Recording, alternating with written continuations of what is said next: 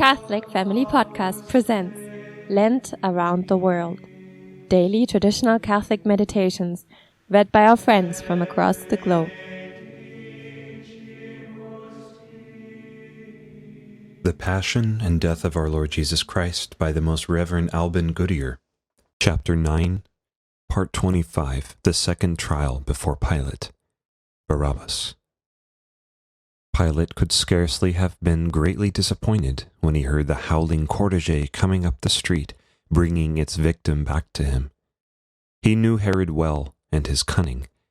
When he sent him to the Galilean, it was only a forlorn hope. He had thought that perhaps, in a moment of impetuous anger, possibly helped by excess, with a little encouragement from others, Herod might have acted with Jesus as he had acted before, and might have done his prisoner to death. But again, his strategy had failed, and he must shoulder the responsibility. He would do it as became a Roman. He would pull himself together. He would begin all over again from the beginning.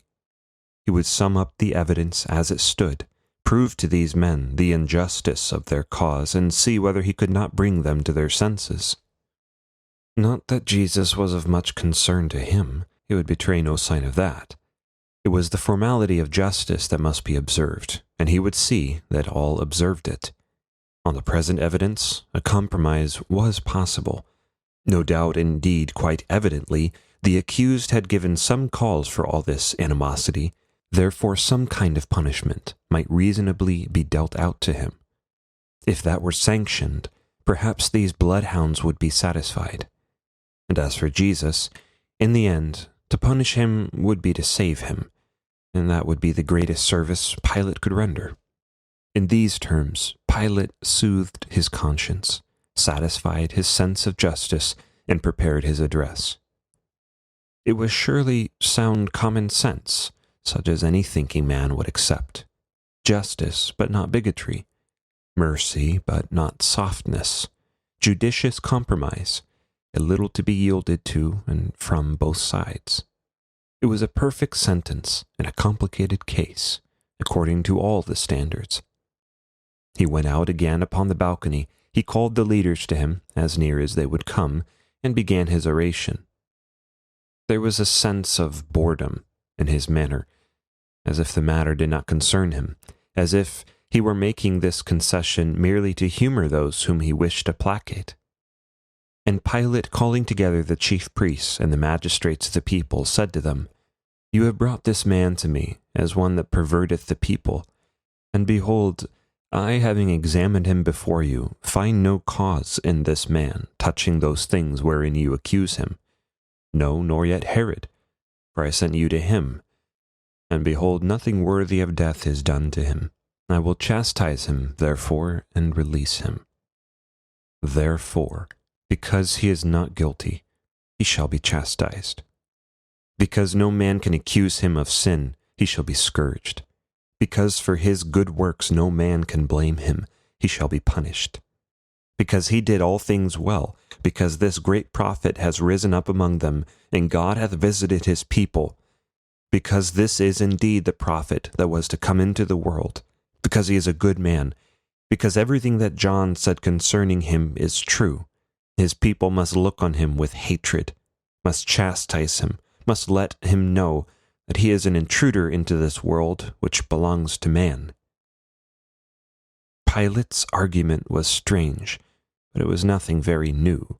It was childishly false, but it is acted on to this day. And Jesus stood there, listening to this first sentence passed upon him, and said no word. Who did no sin, neither was guile found in his mouth. Who when he was reviled, did not revile. When he suffered, he threatened not, but delivered himself to him that judged him unjustly. At this point in the trial, there occurred a diversion which Pilate thought he might use to advantage. Besides those who had come to his door with the chief priests and elders, demanding the blood of Jesus, there were others there who had come for an opposite purpose. For the Pasch was the festival that kept alive the memory of the people's release from their Egyptian bondage. In keeping with that memory, the custom had grown up for the governor to release some prisoner that day at the people's request. It was taken as symbolic, It was an empty implication that, after all, in spite of the Roman domination, the Jews were their own masters, were free. The ceremony took place on this day, the eve of the Pasch, and there was always gathered round his door a group of the people, both to make the petition and to receive the released man from the governor's hands. Such a group had come together while the enemies of Jesus had been away at the house of Herod. When they returned, they naturally overwhelmed the former. But at the interval after Pilate's declaration, the petitioners succeeded in making themselves heard. His words had set the accusers thinking. They were apparently final. They had been spoken as a definite decision. It would seem that in their absence, the weak man had nerved himself to act with strength and do his duty. But when the new cry was raised by the second party, that the custom of the Paschal season should be observed at once, the innate fickleness of Pilate was revealed. After all, he had not wholly meant what he had just said. The demand was made that a prisoner should be released, one whom the people themselves might name. Here was another opportunity. He would offer Jesus to them, though he had already said he would release him. If he did it at their demand, his reputation would be the better saved. This group seemed more humane than the other. Probably in it were some of the prisoner's friends. He would appeal to it in opposition to the clamors for blood. He would do more. He would give them a choice between two such as would almost compel them to decide for Jesus. There was in the prison, under guard, one criminal who had of late made himself specially notorious, whose execution was only too eagerly desired by the people. He was a highwayman, and on that account alone, in the eyes of the inhabitants of Judea, death was only his long-merited reward. He was a convicted murderer, and for those whose law was an eye for an eye and a tooth for a tooth, he could look for nothing else but to die. He was a sedition-monger who had found occupation in stirring up the people, and since this was the charge, preferred but not as yet proven, against Jesus, there could be no choice between him and the one whose guilt was notorious. Pilate's confidence was renewed. He would bring this man out and put him by the side of Jesus. He would ask them to choose between the two. Jesus the Nazarene might indeed be hated, but none would deny that Barabbas was indefinitely more worthy of hate. There was another consideration which had now become more clear in Pilate's mind, and which further led him to hope for victory. With all their clamor against Jesus as a maker of sedition, he knew these leaders of the Jews too well. He did not trust this new enthusiasm for the cause of Rome. If they cried out against the kingship of Jesus, against his winning the people, it was not because of the Roman emperor. It was because of themselves, because they saw in him a challenge to their own jurisdiction. This had been brought home to him the more by what his prisoner had said about himself. He had confessed that he was indeed a king, but no enemy to Caesar for all that. He had a kingdom, but it was not a kingdom of this world. All this coincided with what he knew already of the difficult, bigoted enthusiasts whom he had to govern. These visionaries who had little use for the comforts and luxuries of Rome, yet who could live in a wealth of luxury that would dazzle any Roman. These students who cared almost nothing for the culture of the empire because they had an ascetic culture of their own, who would look with contempt on the comfortable gods of Rome and Greece, worshipping instead a hidden, intangible being, in whom they professed to live, whose sway they recognized as that of any overlord, with whom it were wiser, even for a Roman emperor, not to come into conflict. All this Pilate knew, as every Eastern governor knew it, and he had been warned from headquarters to leave all questions of religion discreetly alone. But though he left it alone, it was clear that this Jesus of Nazareth did not. He had interfered. He had called himself a king. He had called himself Christ, the anointed king. As such, he had put himself above the elders and priests. It had begun to grow upon Pilate. Whatever the words of their charge, this, he knew full well, was their real cause of grievance. Pilate was determined to use this, possibly his last, opportunity. He would see whether he could put the people, who called for the release of a prisoner, against their leaders, who called for the death of one man. He had before them the evident contrast between Jesus and Barabbas. He would strengthen this by what he now knew of the spiritual side of the one he hoped to save. If the leaders were not to be influenced, the people at least might yield.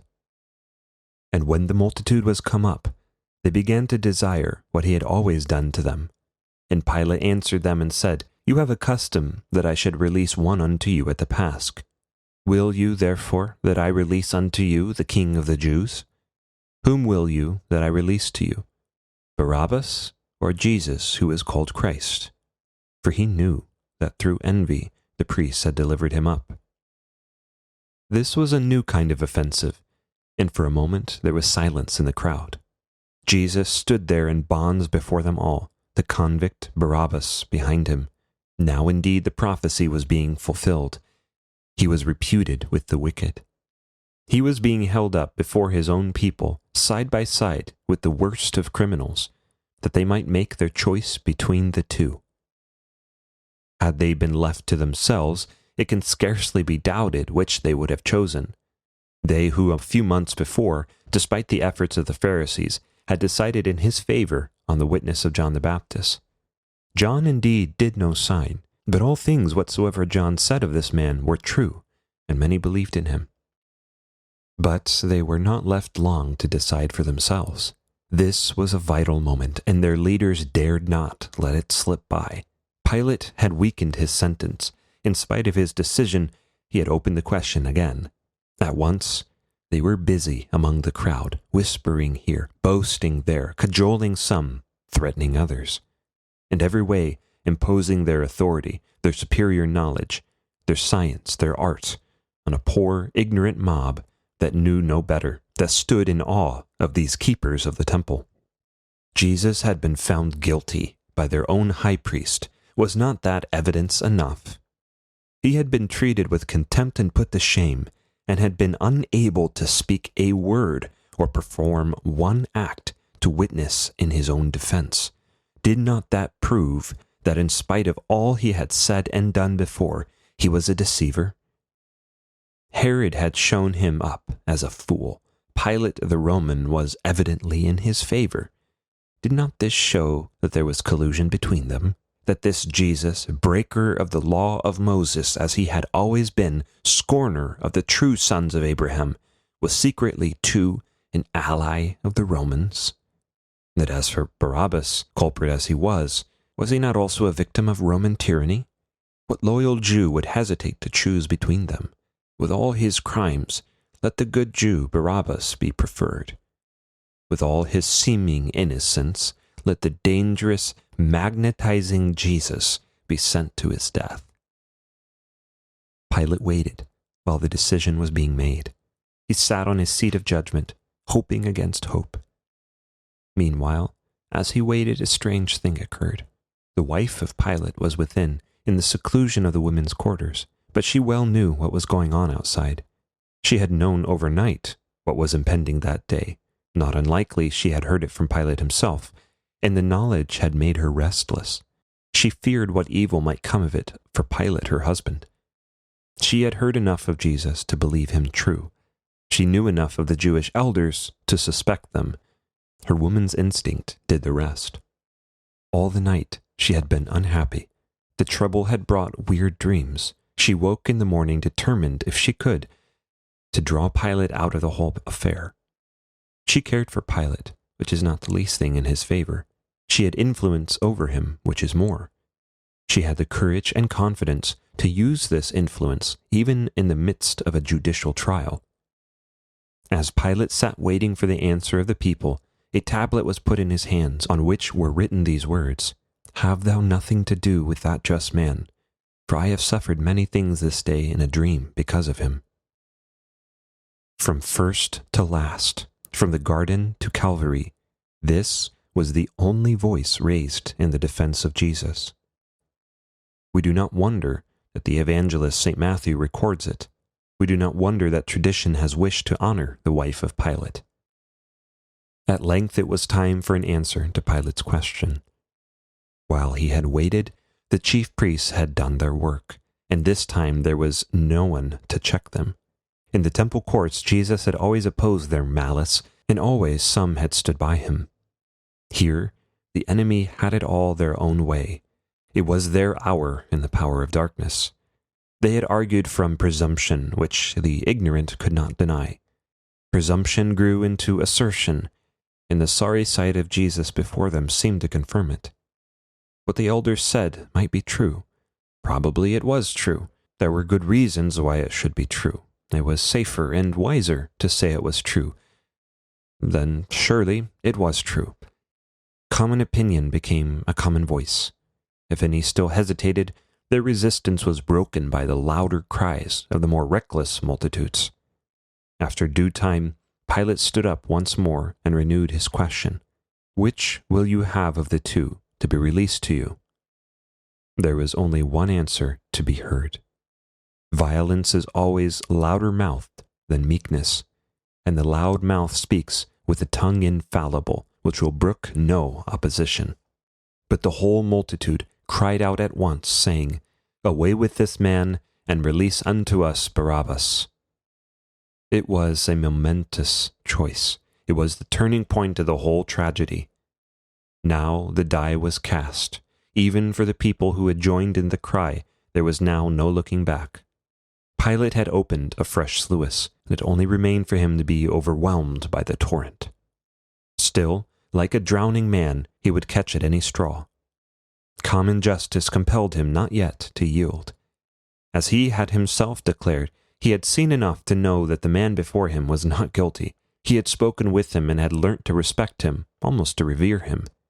Behind him, too, there was a strength which made the Roman governor fear, a strength which nothing his enemies said or did could bend, a strength and certainty in himself and in his own just cause, a strength, moreover, in something which Pilate could not fathom, which was not of this world, which gave to Jesus a peace beyond the reach of men's abuse.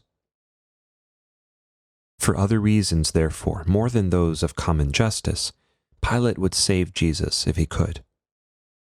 He did not know what God he might be offending, whose wrath he might incur if he injured that God's favorite. If Herod was made a coward from fear of a ghost, Pilate the Roman had no less the fear common among his fellow countrymen. He must make yet another attempt. He would appeal to those deeper things which had made so great an impression on himself, and which he knew meant so much more to the Jewish people. He could affect contempt in what he said. He could pretend it was not his concern, yet in his heart he knew it was not all contempt. Jesus, the Christ, the Anointed, the word clearly had a meaning to the Jew, for the chief priests and elders had flung it at Jesus with exceeding bitterness. Jesus, the King of the Jews, whatever it might signify, he was sure by now that the title was no empty name. The accusers had been enraged because their victim had claimed these titles for himself. If they meant nothing, neither could the charge they contained have any meaning. No man could be put to death for claiming a title that meant nothing. No man could rouse against himself such bitter hatred by the mere adoption of a foolish, empty name. He would press these titles home. If the elders and priests rejected them, nevertheless the people might yet be moved.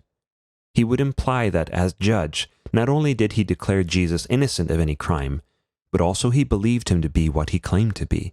If still they would have his life, then, in the final judgment of the independent Roman court, it would not only be because Jesus claimed to be Christ the King, but because he was Christ the King in very truth. And Pilate spoke to them again, desiring to release Jesus. "What will you then that I do with Jesus, who is called the Christ, the King of the Jews?" And again he failed. Once more, the reminder of the truth did but aggravate them. The will not to believe is hard to convince. The determination not to accept what is known to be true is invincible. Indeed, to attempt to convince is to rouse the most violent kind of enmity. Hitherto, the accusers had only clamored for the condemnation of Jesus. They had asked that somehow he should be put to death. Apparently it mattered not how. Now, since they had been taunted with his being their Christ, their anointed king, they went to a further extreme. He must not only die, he must die the most shameful death that even the Roman world knew. He must die the death of a guilty slave, of a convicted criminal, though to be a Roman citizen would save even a criminal from such a fate. Their anointed? Let him be crucified. Then it would be known what they thought of him. Then even such men as Pilate would check their sarcastic tongues. But they all again cried out, "Crucify him! Crucify him! Let him be crucified!" This was indeed a climax of hatred, so that more than ever Pilate was amazed. He had seen passion roused to blind fury before. In his own city it was cultivated as an amusement. He had seen in Rome eyes glittering and faces taut, as women round the arena turned down their thumbs demanding a gladiator's death. He had seen his own soldiers brutalized and hardened till they were scarcely human any longer, laughing and turning to sport the slaughter of the helpless.